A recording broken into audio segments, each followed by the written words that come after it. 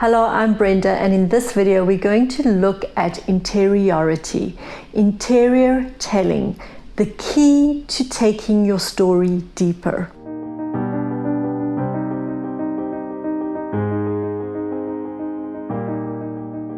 If you haven't seen it yet, in my previous video I discussed the difference between show and tell.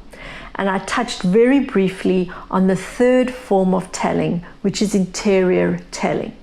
So do watch that video if you haven't seen it yet. And this now is the second video that builds on that first video. So what is interior telling? Interior telling is that time in the story where it becomes important to go into the narrator's head. We need to know what the narrator is thinking, what they think about a particular incident in their life. When the narrator needs to give some background to an event that actually only the narrator knows, and anybody else watching that scene unfold would interpret it differently from what the narrator is meaning. So here's another example I'm going to take out of my own book. My book is called When God Says No. It's a grief memoir, and it recounts the story of the passing of my mother, which was a very difficult experience for me. Now in another chapter of my book, my father has arrived at the hospital. It's the same day he's arrived at the hospital, and I haven't seen him either for a long time. And we're both meeting now in the hospital room with my mother. And this is all I write. When my brother returned with Dad, my father and I shared a look and embraced. "You must be tired," Dad said, coming straight to the hospital from the airport after 2 flights without much sleep and then sitting here all day.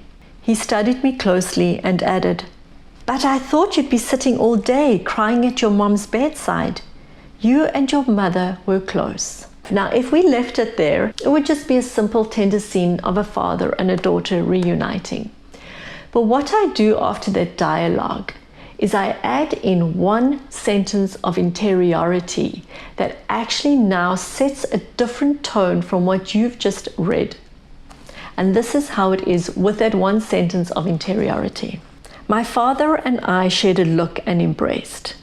"You must be tired," Dad said, coming straight to the hospital from the airport after 2 flights without much sleep and then sitting here all day. He studied me closely and added, "But I thought you'd be sitting all day crying at your mom's bed. You and your mother were close." I thought to myself, "Dad, you don't know me," and yet I said nothing. That sentence there that I added in, I thought to myself, interiority, "Dad, you don't know me," and yet I said nothing. Just in that statement, I've already started to establish the fact that there is misunderstanding in my relationship with my father, that I don't believe my father even knows me. And that creates, in one sentence, intrigue for the reader as the story then carries on. Now, why does it matter? It matters because, as Mary Karr in her book, The Art of Memoir says, this is a technique that all great prose writers know how to use well. It takes your book from readable to rereadable, and rereadable, she says, translates as great. Interior telling takes the reader from someone who's just externally reading your book and brings them right into being your confidant, right into being something they know in the story that only you as the narrator know, that nobody else really knows at this time, or don't know it the way you know it, the way you've experienced it, the way you've seen it. But they get to be your confidant, they get to see this insight, they get more invested in the story, and so they come along with great intrigue and with great curiosity to see how this all is going to play out. Interior writing is strong writing. It makes an emotional connection with the reader. Mary Karr goes on to say that the interiority of the narrator's head, what's happening in the narrator's head, what they're thinking, what they're surmising, what they're judging, what they're complaining about in their head, all of that is actually this inner psychic struggle, the things they're having to understand and work out for themselves the complexities that they're working through, the understanding that they're trying to come to about an event in their life, that is the engine that drives the plot forward. That is the part that's really crucial to moving your story forward. And so it comes down to moments when you realize that whether it be big, whether it be small, whether it be casual, whether it be important, there may be opportunities when you bring in interiority. Whenever it is, it needs to be purposeful. It needs to speak to the context, and it needs to at all times drive your story forward or give information that fleshes it out, makes it rounder, and makes it fuller.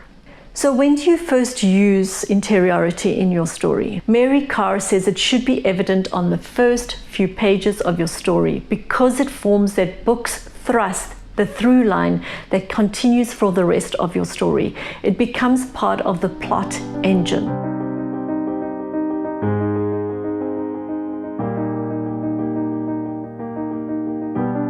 Interior telling is excellent for memoir because very much when we're telling our stories, especially if we're telling personal, heart-rending stories, we need to go inside ourselves to give illustration, to tell people what we thought of an event, how we experienced our lives. And that is interiority, and that's where we bring it in such a way that it adds to the richness and the fabric of our story. And we expose our thoughts, we expose our musings, we expose our psychic struggles on the page.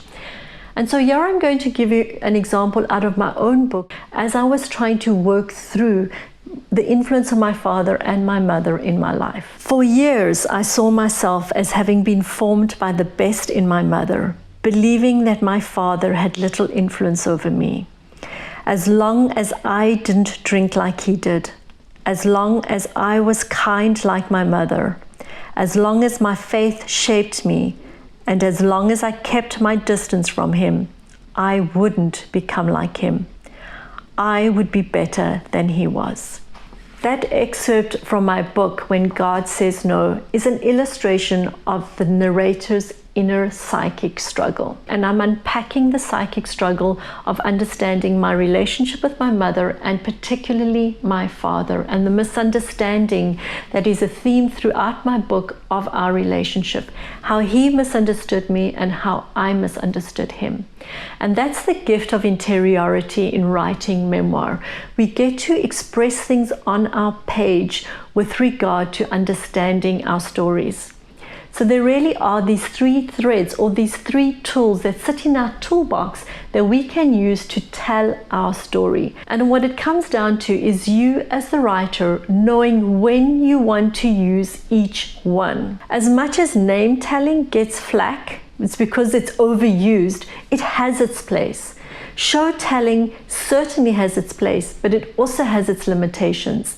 And then interior telling is the one we really want to use very strategically to build momentum in our story, to build intrigue, to use as that plot engine, to draw the reader in, to bring them alongside so that they know things that the other people in our story don't yet know and may never know. I think a problem with us as writers is we become a little black and white. We think, oh, I mustn't name tell, so now I'll just show tell. But then we realize show tell isn't working, so we go back to name telling. Or I need to put in so much interiority that I actually don't intersperse it with show telling and name telling.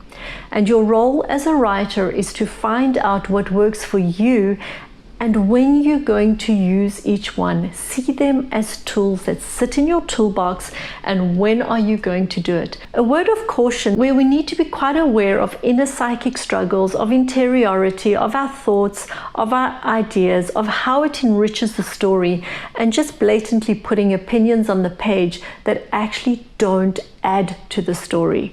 I've also seen that in memoir where people share their thoughts and opinions, but it actually doesn't work in the story. it's not really serving a purpose. Every time you use interiority in your writing, it needs to speak to that situation. It needs to drive the story forward.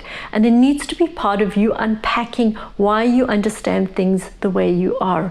Versus, this is my opinion on why my marriage didn't happen. This is my opinion on who my father is. This is my opinion on what happened in that situation. Okay, and so what?